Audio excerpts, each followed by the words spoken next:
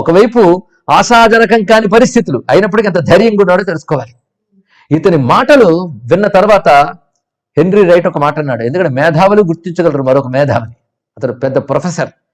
ఆయన మీరు హిందూ మత ప్రతినిధిగా తప్పకుండా సర్వమత మహాసభలో పాల్గొనాలండి అని అన్నారు. అంటే నేను వచ్చిందే దానికండి, కానీ నాకు అనుమతి పత్రం పరిచయ పత్రం లేదు అని చెప్పి కూడదు అని అన్నారు, అందుకే నాకు ఏం చేయాలో తెలియట్లేదు అంటే ఒక్కసారి ఒక నవ్వు నవ్వి, అమెరికా మీ గురించి తెలుసుకోవాలంటే మీరు అందులో పాల్గొనాల్సిందే, అసలు మీకు పరిచయ పత్రం కావాలా? సూర్య భగవానుడు ప్రకాశించడానికి యోగ్యతాపత్రం అడిగినట్లుంది అన్నట్ట. సూర్యుడు ప్రకాశించడానికి ఒక అనుమతి, ఒక యోగ్యతాపత్రం కావాలా? అలా మీరు మాట్లాడడానికి ఎవరో అనుమతి పరిచయ పత్రం అక్కర్లేదు అని చెప్పి నేను ఇస్తాను మీకు అని చెప్పాడు. ఆయన ప్రసిద్ధుడు కనుక వెంటనే ఒక ఉత్తరాన్ని తయారు చేసి ఆ నిర్వహిస్తున్నటువంటి ఆ వ్యక్తి ఎవరైతే బారోసన్ ఉన్నాడో అతని పేరుని అడ్రస్ చేస్తూ ఒక ఉత్తరాన్ని రాసి ఈయన గురించి రాసి అవన్నీ పెట్టి ఆయన ఫోన్ నెంబరు అడ్రస్ మొదలైనవన్నీ కూడా అందించాడు. అప్పుడు ఆయనతో రాసిన మాటలో ఒక మాట అన్నారు, సర్వమత మహాసభలో పాల్గొనడానికి నేను ఒక వ్యక్తిని పంపుతున్నాను, ఒక్క మాట గుర్తుపెట్టుకో, అమెరికాలో విద్యాధికులైనటువంటి ఆచార్యులందరినీ ఏకం చేసినప్పటికీ ఈయన జ్ఞానానికి సాటి రారు. ఇది చెప్పాడండి. ఇది హెన్రీ రైట్ యొక్క అభిప్రాయం. మొత్తం అమెరికాలో ఉన్నటువంటి ప్రొఫెసర్లు, గొప్పవాళ్ళు, మేధావులు, స్కాలర్స్ వీళ్ళందరినీ కలిపినప్పటికీ కూడా ఈయన జ్ఞానానికి సాటి రారు అని రాసి స్వామీజీ దగ్గర పైకం లేదని గ్రహించి చికాగో వెళ్ళడానికి కావలసిన డబ్బు, అదేవిధంగా బస చేయడానికి కావలసిన పరిచయ పత్రాలు ఇవన్నీ ఇచ్చి చక్కగా సాగనంపారు. ఈయన వెళ్లే లోపలే మరికొన్ని చోట్ల కొన్ని ప్రవచనాలు చేశారు. తానున్న 3 వారాల్లో 11 ఉపన్యాసాలు ఇచ్చారండి అక్కడ బోస్టన్లో. ఆ తర్వాత ఆయన చికాగో నగరానికి బయలుదేరి వెళ్ళారు చాలా ఉత్సాహంగా. ఇక్కడ మనం తెలుసుకోవాల్సింది ఏంటంటే, శుద్ధమైన హృదయం ఉన్నప్పుడు, లక్ష్యం స్పష్టంగా ఉన్నప్పుడు, భగవంతుడిపై దృఢమైన విశ్వాసం ఉన్నప్పుడు అనుగ్రహం తప్పకుండా అందుతూనే ఉంటుంది.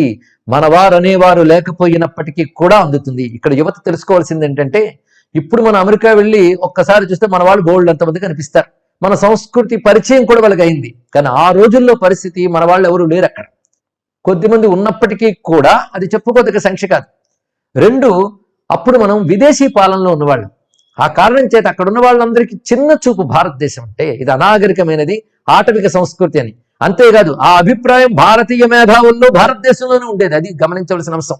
ఇప్పటికీ అలాంటి అభిప్రాయంతో ఉన్నటువంటి కొంతమంది కుహనా మేధావులు ఉన్నారనుకున్నది వేరే విషయం.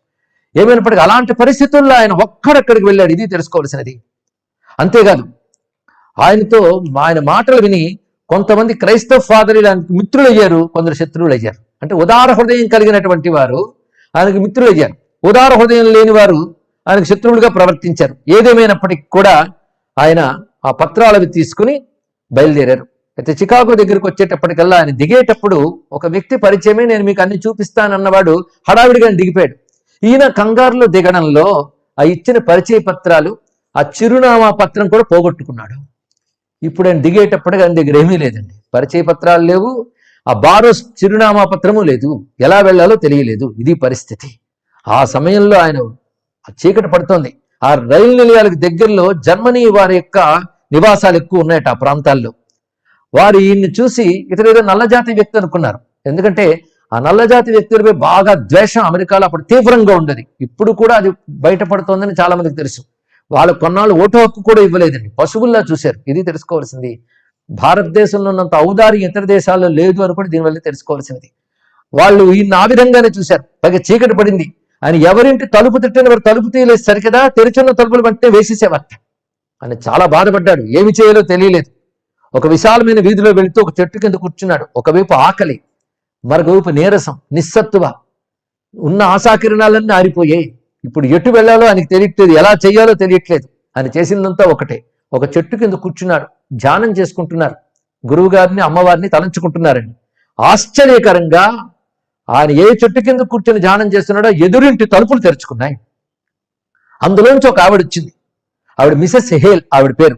ఆవిడ వచ్చి, మీరు కానీ ఈ సర్వమత మహాసభల్లో పాల్గొనడానికి వచ్చారా అని అడిగిందండి. ఆయన ఆ ఇంటి ముందు కూర్చోవడం ఏంటి, ఆవిడ వచ్చి వెంటనే పోల్చుకుని ఇలా అనడం ఏమిటి? ఇలాంటివే గమనించాలి. దైవం ఠంగమని ఎక్కడి నుంచో ప్రత్యక్షం కాడు. అనుగ్రహించదలుచుకున్నప్పుడు ఏ విధమైన ప్రేరణలు ఎలా ఇస్తాడో తెలుసుకోవాల్సింది. ఆయన ఏ గురువుని నమ్ముకున్నాడో, ఏ దైవాన్ని నమ్ముకున్నాడో ఆ గురు కటాక్షం, ఆ దైవానుగ్రహం ఆయనతో పాటు వెళుతుంది. ఇది తెలుసుకోవాల్సింది. అందుకే పిల్లలకి మొదటి నుంచి కూడా ఒక వినయం, ఒక విధేయత, భగవద్ విశ్వాసం ఏర్పరచాలండి. అన్నీ నేర్పాలి. సాధించేటువంటి దానికి అనువైనటువంటి భౌతిక విద్యలను నేర్పాలి. కానీ వీటన్నిటి పునాదిగా భగవంతుని శ్రద్ధ అనేది నేర్పాలి. ఇది తెలుసుకోవాలి. ఎందుకంటే అసలు ఆదుకునేది అది. అంతేగాని మీరు కోట్ల డబ్బిచ్చి పంపించిన, 100 మందిని తోడిచ్చి పంపించిన, ధర్మబలం దైవబలం లేనప్పుడు మాత్రం ఒక్క తోడు కూడా సహకరించేది గమనించాలి. తన వెంట ఎవరూ లేకపోయినా, తన వంటూ ఏమీ లేకపోయినప్పటికీ కూడా భగవద్ విశ్వాసం ఎంత కాపాడుతుందో దీన్ని బట్టి తెలుసుకోవాల్సినది. ఆ మిసెస్ హేల్, ఆవిడ చాలా ప్రధానమైనటువంటి వ్యక్తి ఈ మలుపులో.